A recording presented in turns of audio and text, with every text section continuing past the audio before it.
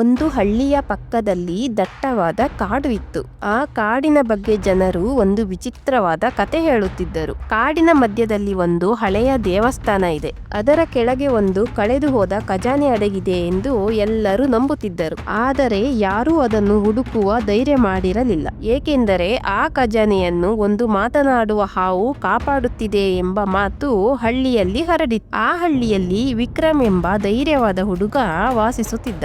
ಅವನಿಗೆ ಸಾಹಸ ಕಥೆಗಳು ತುಂಬಾ ಇಷ್ಟ ಆಗುತ್ತಿತ್ತು. ಒಂದು ದಿನ ಅವನು ತನ್ನ ತಾತನಿಂದ ಆ ಖಜಾನೆಯ ಕಥೆಯನ್ನು ಕೇಳಿದ್ದ.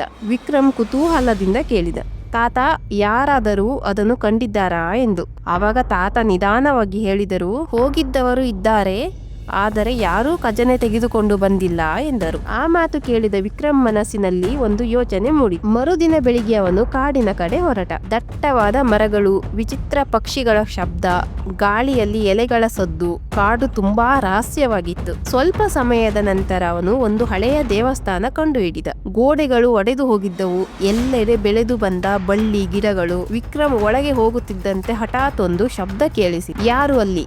ವಿಕ್ರಮ್ ಬೆಚ್ಚಿ ಬಿದ್ದ. ಮುಂದೆ ನೋಡಿದಾಗ ಒಂದು ದೊಡ್ಡ ಹಾವು ಕಲ್ಲಿನ ಮೇಲೆ ಸುತ್ತಿಕೊಂಡಿತ್ತು.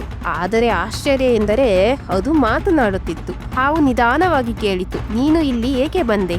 ವಿಕ್ರಮ್ ಸ್ವಲ್ಪ ಧೈರ್ಯ ಮಾಡಿಕೊಂಡು ಹೇಳಿದ, ನಾನು ಕಳೆದು ಹೋದ ಖಜಾನೆಯನ್ನು ಹುಡುಕಲು ಬಂದಿದ್ದೇನೆ.